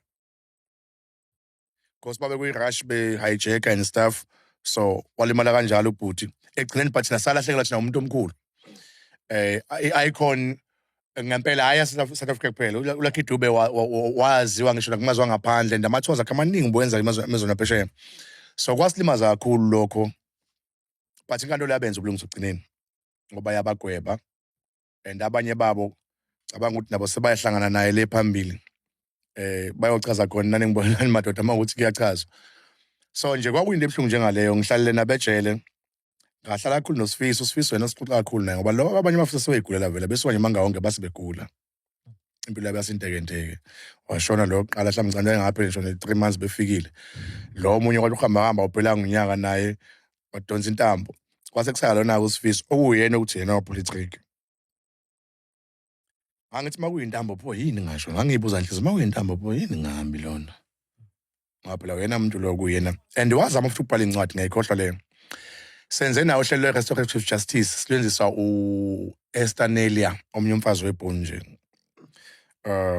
lento ye-restorative justice it's whereby usuke wenza uhlelo lokubuyisela ubulungiswa endaweni yabo uyabona bese udlula kuleyo process bese uya kwi-VOD i-victim offender dialogue okusho ukuthi mawufuna ukuhlanganiswa nomangali noma nehlobo likamangali uyabona mawuthi umangali waba udeceased uyaye ubhaleke baqaba ayina umqondo ngalohlelo lelikhona le-restorative justice bese uyasho no ngiyafuna ukuthi ngixhumaniswe nabakubo kwamufi noma nabakubo kwabani lapho ngikwenza khona isigameko bese ijele likubhalela liduna i-address yakhona bese uyabhala incwadi ezohamba iye khona uma unenamba yakhona bafonelwe then mabethi ba willing ukuhlangana nawe bafuna ukubuza imibuzo ukuthi wambulalelana uba noma ukwenzelana ukuthi then ke bakuprocessa then bese bekutshela ukuthi lapha ya wena wavictimize abantu so kwakho ukuthi ulokhu nje uvume uyisole okusuka ngaphakathi kuwena baku-influence but basuke bekuguide nje so naye ke wazama ukubhala umndeni wakho khona waduba lokhu reject no futhi vele ke akulula ukuthi uthi yes because basesinesilonda bona esikhulu kakhulu sakhe sim-advise ukuthi no ungabisabhala yabo ngoba ungathola ngenkathi ubhala bahlukumezeka ungabisabhala vele nje uthule iniwashiya umvembe umakoti omncane wayesanda kuthatha ngiyamkhumbula lo mncane esanda kumukela inkosi kuthingo lasebuhleni and then irasta lakhe njoba yenerasta nje waphinde wathatha umakoti emncane kakhulu uLucky Dube ngimlandela kakhulu njengamanje eqhawula kithi awuchaze mfethu uchaze mhlawumbe ngamafuphi mhlawumbe ngodaba likaMalema noNgizwe njengoba emfakela amaphepha kwayiwe enkantolo mfethu uchaze njengoba kwayiwe enkantolo into ephilayo nalo nini ya njengoba kwayiwe qhawela kithi enkantolo kwaye ePitoli mhlawumbe nje uchazela umphakathi lapho ukuthi kwenzakalani because namanje iqhawa lisazi isinqumo salapho ukuthi kwenzakalani bese mhlawumbe uqhubeka yabona lamasimba kanye lophone mina ikhiphile kimi ngamukela ngoba efike nawe zozo yabona malume ukuhlonipha lo mfana lona ngimbone mina sezivideo esethi bamasha nje bethi shi awu ethi abazi ukuthi kwenzakaleni enkantolo manje ebuhlungu umuntu mayethi asazokwenzakaleni enkantolo vele ngathi asasi qhawula kithi uchaze qhawula cha vele kubalekile yabo nje nami ngibhinqa hayi ngibhinqa nami ungibona nje ngumZulu hayi ibhinqa impela njengoba ngegqoke isuit mengabe ngihamba ngizenzi ilawyer as much as ngiyiyona nami ngazi ngafika kanjani kodwa lo ngiphasile angiphila ubulawyer ngumuntu nje semphakathini as umuntu kubalekile ukunderstanda into okuyona uma namhlanje siyenkantolo so support uMacingwane asazi ukuthi somsupporta kwenze njani yini engenzeka ezinje general information so uMalema wenza i-expert application khumbula uMalema uyi-public figure umuntu obalekile eSouth Africa upresident we-EFF ukhona eParliament so ngawuthi lokho kumenza abalekeke ngeke sizokwazi ukuthi dispute kubalandeli bakhe so uma ngabe enza i-agent application ayenze expert uthi ngiye enkantolo ngedwa ngaphandle kumuntu omangalelwe ngiyocela inkantolo imenze lo muntu lo axolise awuhoxisa amazwi akhe enza konke lokho sekubaliwe kwi-judgment but ke le judgment leyo izoba i-interim judgment usho ukuthi i-judgment esangasuka provided uMacingwane uyayichazela inkantolo iba convinced ngiyabonga ukuthi uchaza interim ngoba yabona nje cha sengakudonsa kancane ngoyawo olodwa emabhencini ukuthi ushaya amathembu bese uchaza shaya itembu uchaza shaya itembu uchaza angithina kwi-constitution yethu si-adopta kakhulu le principle le ethini Adam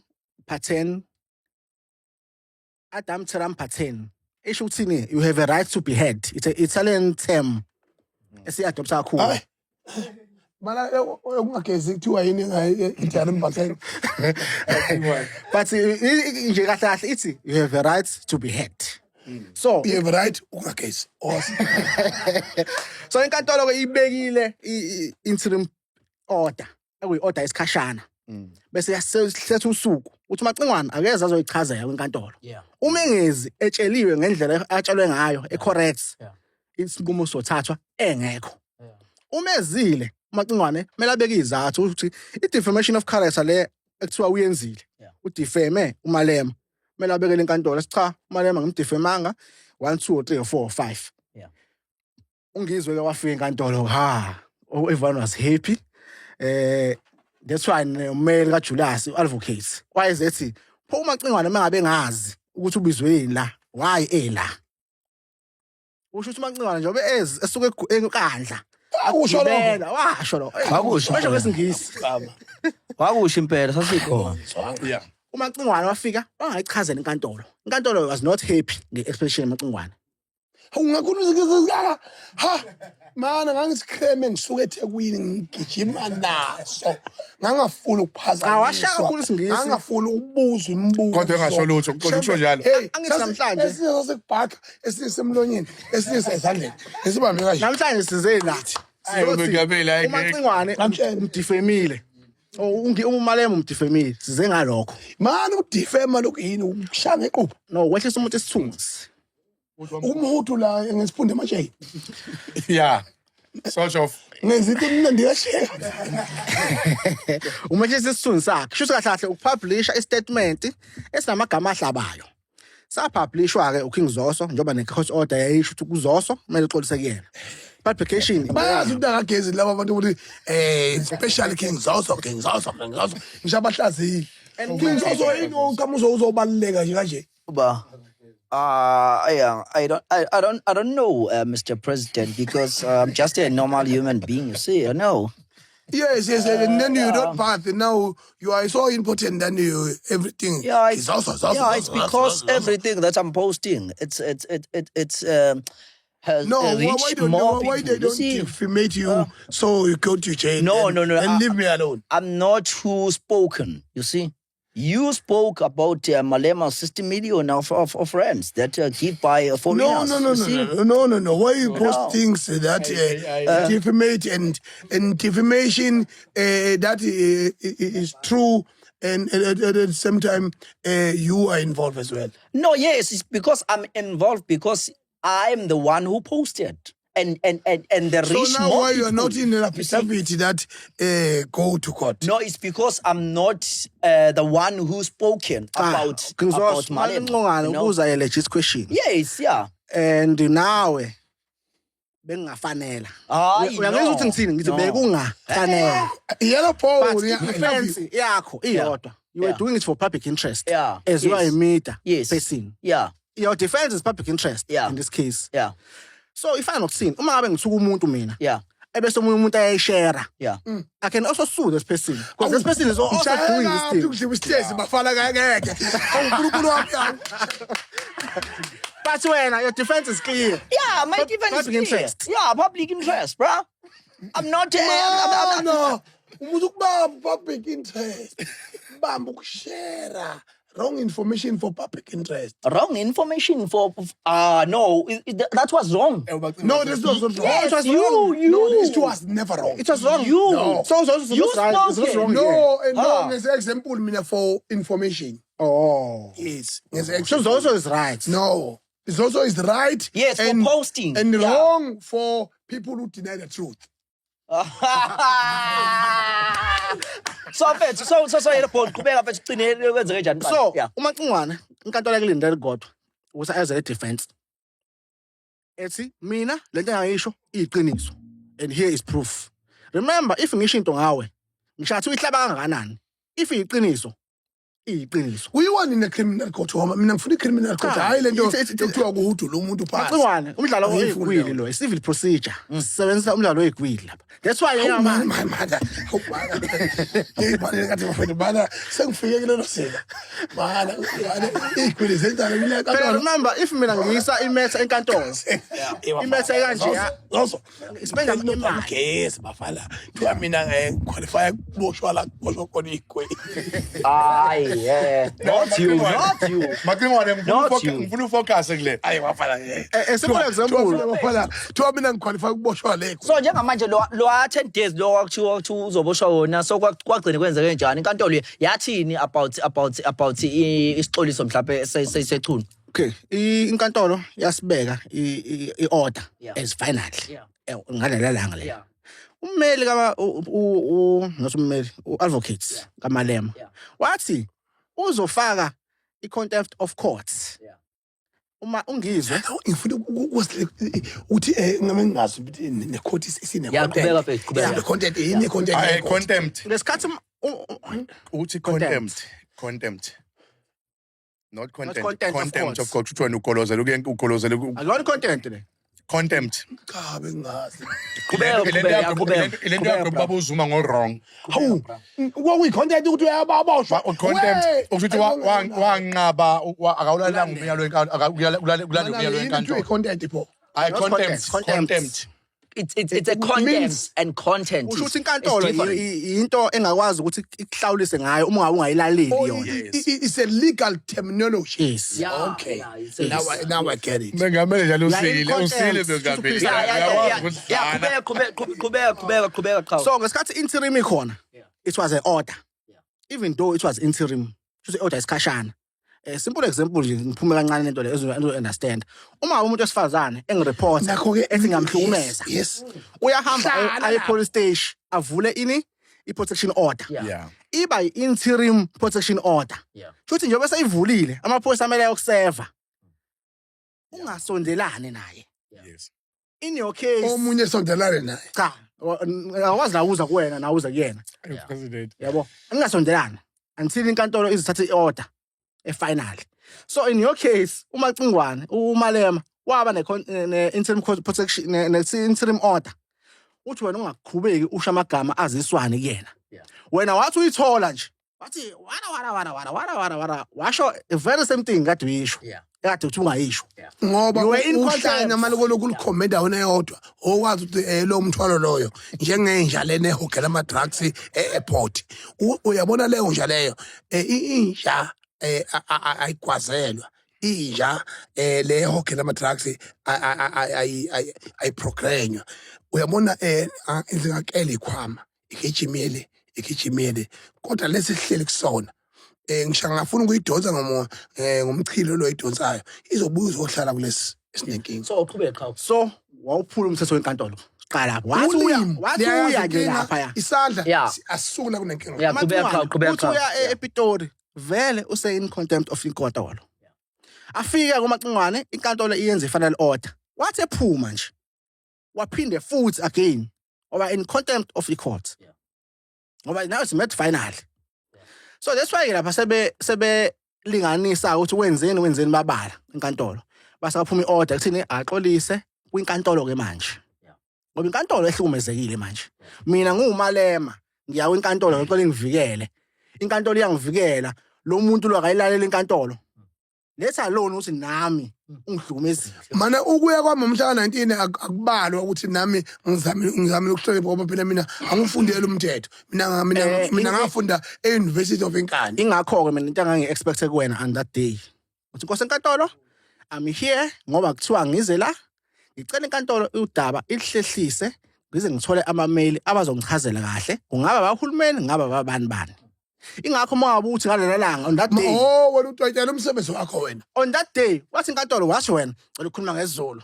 Athi kanti inkantolo ayike sicela sisime kancane sohlehlisa sizobuya ema-aweni ambalwa. Sithola utolika. Washo hayi yabo inkantolo eyibekezelela. Willing ukuzwa. Ingibekezelela indleko ikhona efieldini ikhona amadlula kwawo. Ujamananduzo yamacingwane. Akubhise emnyango ibutho. So Yaphuma ke order. Umakhaza futhi khona. Umacingwane ke njengamanje nawe Zoso. Ngangilindele ukuthi uzopost ivideo. Inkantolo ke manje ithi akayijele for 10 days. Ushumalema.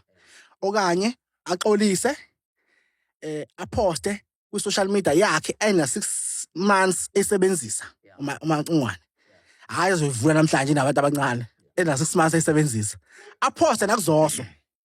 Mengizwa sengibona ku TV na interviewer endabeni uzuthi abantu bahle bana. Awu mana ufuna ngishele. Nangu sisikhanye. Muhle. Awuxolisi. Ngincomela indoda yakhe. Uthi ngiyaxolisa ngoba ngisala ngicela inkantolo kodwa engakusho malishoma liphumela zalashona enganqonyiwe lo ndoda ehlangana naye necha mina engicela kuyibuza ngikutshela mina isintu sakithi nokukhula kwakithi uma umuntu osifazane kwaphuma endlini wageza wahamba waphuma ehlangana nabantu besilisa bengazange bethi wozomuhle unkosazana Macingwane lo ndoda ehlangana naye necha ungasiloniphi isintu mesivuna wena Macingwane isintu sithi ekhaya siba nomthetho siyalalela senza into eshiwo ekhaya so ekhaya lethu ke isenkantolo esiphethe se South Africa uma inkantolo isho ihlalelani phonela kunqomeni ukuthi ngathi mina bonke la mina kuyaqala ukuthi emlandweni after umsholozi ukuthi intatheli zihleke zibe melty njengo ice cream phakathi kakuki okay mina khona ngifuna ukuyibuza mfethu ukuthi mabe ngummangali ngilogic case against wena ekalekisa nginalo ilungelo lokuthi ngize ngithi ninkantolo wena ayikuhlalise isikhathi esingaka noma idiscussion yenkantolo leyo okay ukuphendula umbuzo wakho khumbula lapha ngithe impi egwile we civil courts yes that's when I remember that one impi asikho a criminal courts a civil court there a punishment for Macingwane kwakuzoba yini ukuthi axolise esivil noma khokha isamba semali lesasibekiwe amamiliyoni nani nezindleko zabameli that's civil that was going to be a final judgment against Macingwane ayizothi Macingwane ngengikwazi ukukhokha kanjani azochazela inkantolo ngezizathu zakhe but ngoba njengamanje mina okade evula icala ngiyabona ukuthi lokho akwenzeki because khumbula bengenza i-defamation noma enza i-criminal injury include yona i-defamation kodwa e-criminal courts yeah so isayipha abantu le yeah sese-criminal court manje i-criminal injury ngangakubuza lo gama lelo ngasuka ukuthi ushawe ngempama waba ne-stroke ushawe uminister kodwa akasidlule lapho so uMacingwane i-punishment ayogcina lapho yeah yes so umalema usethi-ke manje Nkosi enkantolo udelelekile wena useletha i-evidence forward before inkantolo remember inkantolo bengeyilandela Macingwane ukuthi wenzani kephi nakephi so as a complainant ongagculisekile kwi-judgment yakho useletha ufakazi phambi kwenkantolo Nkosi enkantolo thatha inyathelo la contempt of court unelungelo ukuthi umuntu umgwebe now ke umbuzo wami uthi mina as a complainant unalo ilungelo loku-influence inkantolo ngoba that is part of yes unalo man inkantolo kumele ibe influenced by wena no umdlalo weqiniso fine man I'm not influencing inkantolo umalema ubhalila ngithi wathi inkantolo idelelekile ngithi okay uma ithi inkantolo idelelekile ethi inkantolo ayenze sekufanele ukuthi wayi-instruct Cha. uthini ngani Uma ufunda kahle mangifuna mfethu bese sichaza phambi kwabantu. Ngifunde, ngifuna Abantu ukuzwa kahle. bezwe kahle. Uthi uMalema ngicela nimnike u10 days. Noma isiphi isigwebo inkantolo esidima sifit or esibona sifit. Ayibamba la ngiyojima enkantolo mana but ukhuluma ucomplainant esemaphepheni ucomplainant ngifuneka lapho nokukhuluma ucomplainant 100%. influencing inkantolo ukuthi ayibe ne-discretionary keeper against Ya Macimbi. phela icala nje lakhe nje. No, ucomplainant ngokomthetho unayo nelungelo wona ummeli unalo nelungelo ukuthi athi akanalo no is Awungitshele umthetho that is anger but that is anger mana but including njengommeli mana but njengommeli lento yokuthi njengommeli futhi ngicela ungitshene ukuthi ungitshene isigaba somthetho esithi ukukhona ummangale unalungelo lokutshela inkantolo ukuthi ayigwebo lomthetho isigwebo singanani. Abona bafethu mano no 6 months without an option of the fine isho ukuthini leyo nto mana ngizogojana no 6 months kuyona impela civil court mina ngifuna ukwazi nje isigabana somthetho mana ngiyabuza ngizogojana no 6 months uthola 6 months. mana kuthiwe 6 months without an option of the fine akasafuna enhlawulo Yabo. iyenga leyo iyenga expression ngeke ungabi nazo izinto yabona mawuxabene yabona umzali mangabe ethithisa egcekeni ngeke ayisuwe into akujijela ngayo mina I feel like uMalema is instructing the court. oshito akushaya Basincwadi yakithi. Mina ngicabanga ukuthi bafethu si-ignorant. Efana silivume. No, we are not ignorant. We are ignorant. mana-ke mina nalo lilungelo Mina yabo nje kuwena ngithi mangikhamna ukuthi kuwena kule ncwadi ithini incwadi. We are ignorant. Laphana if I'm not mistaken, urefere ku section 62 subsection 2. Yeah. Le claim le is based on that. That's paragraph number 1. Yeah. So, le section le iyanikeza ilungelo. You can't refer to an act that doesn't give you Ukuthi influence. Yes. That means When you are using the word ngamabomu influenced. yeah, vele kumele But ngisebenzise again, ngamabomu. if I bring evidence kwi-attention enkantolo, there's nothing wrong lapho. No, You can call it influence. Bring if you evidence, uthanda. usho ama concerns akho. Don't try to conflict. Remember. Don't try to influence the court. Uthi court must give umuntu when we victim. Mana-ke- Ujele inkantolo ukuthi ayenzeni.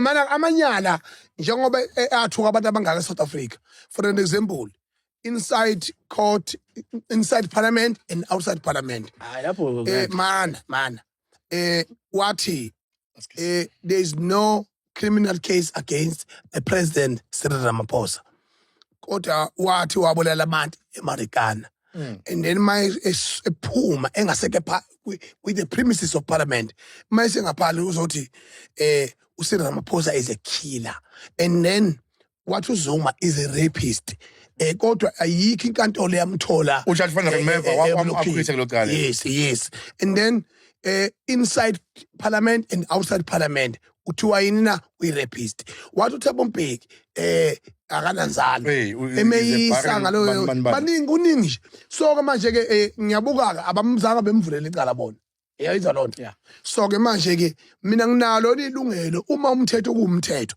angithi kunomthetho nje la osimple ukuthi to watch crime happening in front of you section 24 kuyicala ukuhlala usongezandla ubugebengu benza phambi kwakho you have a right ukuthi umbophe lo To blow the whistle. man no uyamkwazi ukumbopha if you have a manpower you have arrest a person unwarranted until the police of the law enforcers arrived so manje ngisho ukuthi mina nginalo ilungelo lokuthi mina ngithatha amasamanisi wena njengommeli wami angimeli wami wena Hayi awuyeni wakhe hayi.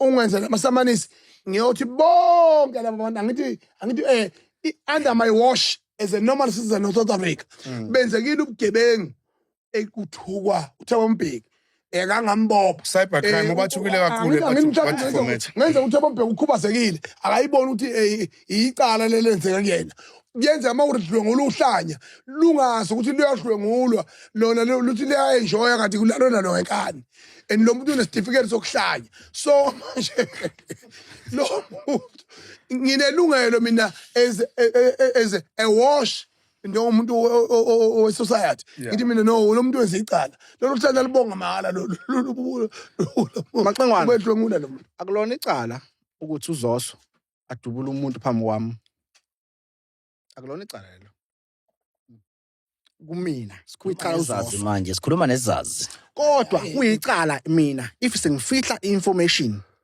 ukuthi lento lo yenzakalile. That's why mina anginalo ngisho impoqo phambi umthetho ukuthi uzosofana ngimprotect angambulali lo muntu lo. I'm not a police officer man. I'm just a normal citizen. Cha mana-ke ukubuka ingane yakho mana-ke ngoba enye into ninamalwa niyanyanyisa nifike nikhuluma umthetho nokududulele emphakathini bese niyikhohlwa nina ngifuna mina ukuthatha lento kube personal. Yes. Kube personal. Look at ufica umuntu ufondela umkakho ufica umuntu uphezu kwengane yakho umile omunye khombe ngesibhamu umkakho kodwa umkakho uyiphethe ifoni seshiya ukuthi kumanje badlongola ingane zethu wena mawufica ubuka lapho what is your responsibility? I'm asking you. Responsibility yami ukuthi angithi wena is to come and watch your kids being raped by another man. Cha. What is your That is not my responsibility. My responsibility as a father is to protect ingane yami. How to protect umkakho khonjwa ngesibhamu? And you are the angithi wena uyisasimthetho khuluma you as a lawyer uyafika na ingane yakhe iyadlongula nanga isigebengu sikhombe ngesibhamu lamabhezu uyafenda lo nomunye babavecula uyafika wena uyabuka and then awulo report angithi Yeah. Lento what your first action? Lento sikhuluma. And then bayakuyeka ungene endlini. Yeah. Mawungena uduzo nasi ibhamu zimile sikhombelo nawe ingane lakho zikelele la ziyakhwelwa and then take me to consideration so that ngabuza kakhulu uzukudideka two definitely ngenze la is to comply and complain. That's number one. That's two ngisho ngilinde ngisho nelesibili angisi remember nkosazi wami in danger manje. I have a right to protect the property yami. I have a right to protect another person. I have a right to protect a property of another person. But I must choose to do it. I have a right to protect my friend. Oh, my friend. I have a right. Ekudala sikufuna. Uyalokhu sisimhla 30 years uyahamba lapho. Lokhu sikhale ekhaya sikamfo umhla 30 ushayambile. I have a right to protect wena yourself. Mina ese ngibona umunkozi wami ephunjwe ngesibhamu. If nginayo i-chance I can eliminate lo muntu lo mphethe isibhamu ngoba i-life yalo yamkami is a danger. Is imminent. Ingenzeka noma yini. Sishile eqaleni ukuthi inini la ungatheka khona. Ngakwenza lokho ngoba I have i-proof bamrape lo bamnukubeza. Chances are basazoqhubeka nalo and nazi isibhamu ngamdubula. So inkantolo phambi kwenkantolo izongizwa ukuthi cha lo muntu lo benayo isizathu esiphathekayo. Phambi kwenkantolo ake sithi kwenzeka kwamakhelwaneke. Lalela mzangu udlala ngomthetho. Hayi uyayihambisa le ndaba. No, angithi mina bengifuna ibe personal kuwena. Isipersonalizile ke wahluleka. Angihlulekanga. Kuyenzeka kwamakhelwane uzomchazela umakhelwane usongizandla msala ukudlala ngathi mafethu hey umhlaba ube khona umthetho ungabi khona usidakela ayikho usakhe ayikho nje icala lokuthi umalema uthuka uThabo eParliament that is privilege 1638 eParliament bathukana every day outside I withdraw if kwenzeka outside that's one in defamation remember it's between two people it's a civil asikho criminal. That guy is being deforming other people's characters. I end up so important to him. So now we are saying macingwane ke njengamanje. Umalema njengoba ethi wena umdifamile, usho ukuthi nami nginelungelo lokuthi ngithi nangu ngizwe ethuka umalema. Cha mana ke bangaki yena ke personal abamthukayo. Akababophe ngani bonke ngoba mina normal citizen of South Africa. I'm nobody. Civil is technical. I can take you to civil court. South Africa. Mina. You are not a loser. No, you refer to yourself as the president of Amapinga in court of law.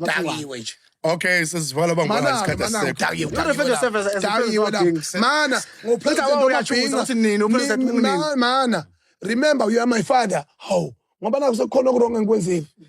Manje sayihlalele ngiyiphuzela nje pale amantshwareni. Macingwane introduce himself as president of Amapinga. Yeah. No, he's not introducing himself kanjalo. Ithini that upresident wethu. So naye wagcina endorse ukuthi if abantu bethu ungupresident wabo ungupresident wabo. Before the court, Macingwane referred himself as the president of Mapinga. Because thina sisho njalo, umlayezo ukuthi asimphathise wona. But the court is not aware. Nakhonjwa isilo ukuthi ngupresident wamabhinqa. Nesimo samkhomba ukuthi upresident wamabhinqa. Manje Khona ngifuna ukisho ngenyanga. Kodwa mina ngokuzazi kwami mina angiyilutho. Cha, Macingwane, musuku uyiconfuse indaba le. Mina into engifisayo emabhinqeni ukuthi as much as sifuna ukulwa, asilweni correct bafethu. Ezinye izinto ngeke uzuyiwine. Uyangiconfuse ikhondera ngisilwayo. Ikhona. Yipero ngisilwayo. Macingwane should have consulted nama attorneys. Uzuma. Asinawo nje manje ama attorneys. Uzuma we-attorneys. Wathi kwi-machine march wathi Macingwane, awuletha amaphepha. Ivideo nekuzosa epostiwe. Letha amaphepha sikufundele. Wathi Macingwane, hayi ngizoyilwela mina. Wathi letha siwaboneke at least. That one is another part. Mana ke ummeli nje. Nakhi push up shaking ngihleli kamnandi naye ejele nangilozisa. Kwi-email noma efonini na iclaim. Mina iqiniso acatshanga ngiyayikhulumela iqiniso. Inkinga yena sivuma ukuthi ijaji lapha la intimidate walanyanyiswa ukuthi liyaqala lokusala bale ijaji lilukile lihle lisipashale nje. Kodwa liyaqala ukubona umuntu ozothi uzoyimela yena. La selona lithatha le rule against me. I think you are not fair to yourself. Ubaba lo oweqile enisiweqile wayimela yena. Manje recently kade kwenzeka. Yeah, true. Bafethu singakhuluma sesife egoli. Egcina usuku umthetho ukhona uthi usuhloniphe. As much as ungakuvune at that time. Kodwa is too technical. Ngoba nawe umthetho awuhloniphi kodwa thina nina nifike nje ungabi nama feelings umthetho. Kodwa wena when something happened to you personally, you apply feelings first before you become technical. Personally. Ushe endlini. Ngiyakutshela manje mina ufica umkakho ukhonjwe ngesibhamu ukuyedwa ngolomunye. Ngeke ngiyitshene nje ukuthi hayi ngabe sibulale sonke. So ndaba ezitha bafethu ngiyacabanga kungakusho lokho kodwa uthi wena uzo-apply principle iy'ngane zakho ey'ncane 2 years bebedlongulo 6 months angeke hayi bafana ngeke anitakiwe lo mthetho wenu fuseka manje ngiyacabanga ndaba ezitha hayi fuseka namkhipha kanjani uhlabheka ishake ejele. so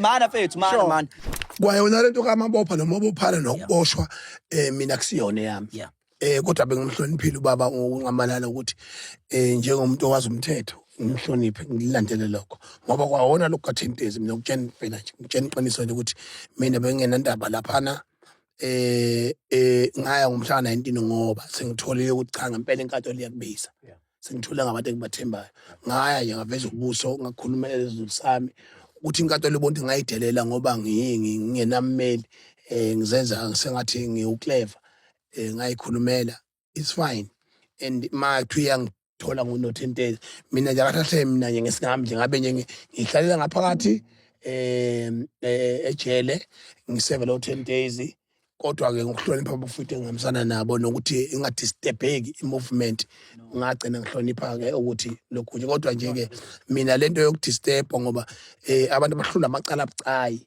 kunabantu abahagcaluza ngaphandle lapha abahlula amacala abucayi and then they apply their mind in common case and abantwini abadumile nabantu mhlawumbe abanegama kulawo mndenyanyana emibili omthatha abanawo yoba mina ngumuntu nje mina osemndenini nje ukuthi umndeni wami uyangazi njengomuntu obalekile bami bengithi ngumongameli wamabhinqa akusho lokho ukuthi mina sengibaleke ngalo ndlela akukho la engingathi khona mina okwavala mina umcala lento ehlule labo abantu abahleli emakhaya lento ehlule abantu abahlala emakhaya iyo manje kade ngicela ukuyichaza manje ukuthi ngihluleke ngoba bengenawo amandla against the premier, against the state, against the police officers and the normal citizens of South Africa.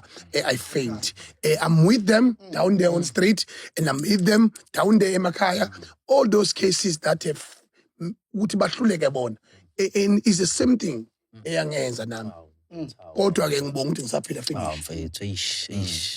we understand yo So bafethu siyabonga kakhulu bafethu ngoba bukile namhlanje lolu hlelo lolu siyacela bafethu nivalelise bafethu mhlawumbe uphinde ushiye futhi nawe bafethu la utholakala khona ngoba abantu bayafisa ukuthi banamacala ahlukehlukene mhlawumbe usho nokuthi uspecialize kumapha amacala bafethu ngiyovula icala la bafethu uspecialize kumapha amacala bafethu Ningakhohlwa bafethu. yeah usibamba Hayi bengisho ukuthi ningakhohlwa bafethu lo mshini lo nisibona nje sihleli la ekhaya kwaMchunu enda Barimini ndinovuwa uyabona nje shawule zobhasha lezo nayi Chillers Punch labafethu imnandi kakhulu nivashele ezitolo nivashele kodwa hayi ingane ezineminyaka ngaphansi ka18 nivakashele bafethu. By the way siyabonga ngomandla ngingwabuthelezi mhlambe ngeke ngishe zami zokuxhumana mhlambe kule podcast ya mhlambe ngeke ngizoxhumana